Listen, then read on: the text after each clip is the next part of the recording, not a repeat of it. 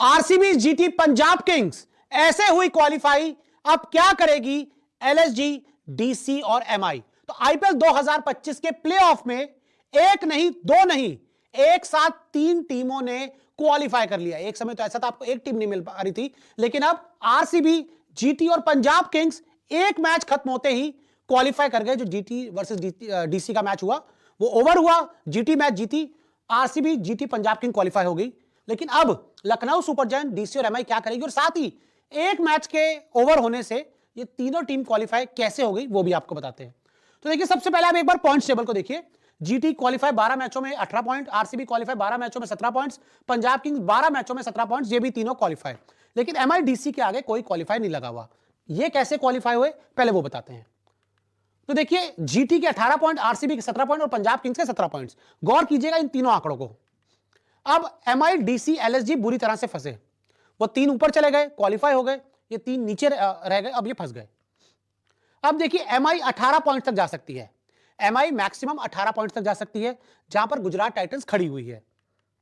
Delhi capital 17 point तक जा सकती है, जहां पर आरसीबी और पंजाब किंग्स खड़ी हुई है।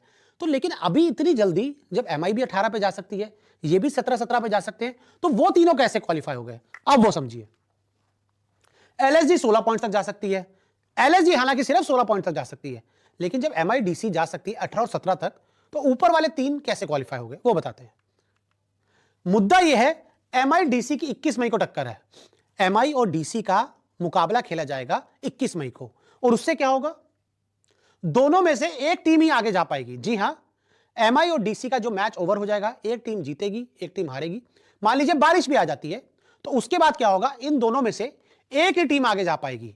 अब जब एक टीम आगे जा पाएगी, तो हद मार के मुंबई इंडियंस, मान लीजिए मुकाबले जीत भी जाती है, अपने आगे वाले जो मुकाबले मुंबई इंडियंस भी जीत भी जाती है, तो मुंबई इंडियंस 18 पॉइंट तक चली जाएगी, आगे दोनों मैच के 18 पॉइंट तक चली जाएगी। लेकिन उसके बाद दिल्ली कैपिटल्स एक मैच जीत जाए और एक मैच हार जाए, तब दिल्ली कैपिटल्स सिर्फ 15 पॉइंट तक रह जाएगी। तो ऐसे में क्या होगा, और लखनऊ सुपर जायंट्स 16 पॉइंट तक तो मैक्सिमम जा सकती है। तो ऐसे में RCB 17 points, Punjab Kings 17 points, MI वहां तक जा सकती है या डीसी वहां तक जा सकती है, दोनों में से एक टीम जा सकती है, और उन दोनों में से ही कोई एक टीम जाएगी। और लखनऊ सुपर जायंट्स तो 16 पॉइंट से आगे जा ही नहीं सकती। तो ऐसे में पंजाब किंग क्वालिफाई होगी, आरसीबी क्वालिफाई होगी, और गुजरात टाइटंस तो 18 पॉइंट के साथ आसानी से ही क्वालिफाई हो गई। अब मुद्दा आता है एमआई वर्सेस डीसी का मुकाबला। अब इन दोनों में से ही, जहां तक मुझे समझ आ रहा है, एक कोई ऐसी टीम होगी जो जा पाएगी। अगर एमआई मैच जीतती है, एमआई चली जाएगी। डीसी मैच जीतती है, तो डीसी को इसके बाद अगला मैच भी जीतना पड़ेगा, क्योंकि डीसी के साथ दिक्कत है कि डीसी अभी खड़ी हुई है आपकी 13 पॉइंट पे। अगले दो मैच जीतोगे तब 17 पॉइंट पे जाओगे, और तब आप सबसे ऊपर आगे आ पाओगे, क्योंकि एमआई 18 पॉइंट तक भी जा सकती है अपने दो मैच जीतने के बाद। अभी मुंबई इंडियंस के 14 पॉइंट्स हैं।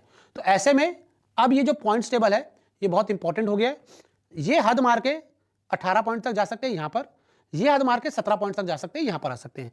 लेकिन दिक्कत है कि इन दोनों का अब एक मैच फंसा हुआ है। इन दोनों का जो मैच फंसा हुआ है कि इन दोनों में से एक जो जीतेगा वो ऊपर जाएगा। चलिए यहां पे अभी 16 पॉइंट्स पे आएंगे, अगला जीतेंगे तो अब 18 पे जा पाएंगे, लेकिन फिर ये वाली टीम पिक्चर से बाहर हो जाएगी, और लखनऊ सुपर जायंट तो 16 पॉइंट्स तक आ ही नहीं पाएगी, 16 पॉइंट्स तक ही आ पाएगी मैक्सिमम। तो ऐसे में एक मैच खत्म हुआ, गुजरात टाइटंस जीती, दिल्ली कैपिटल्स हारी। उसने इन तीन टीम्स को प्लेऑफ में पहुंचाया, और इन तीन टीम्स को आईपीएल 2025 में बुरा फंसाया।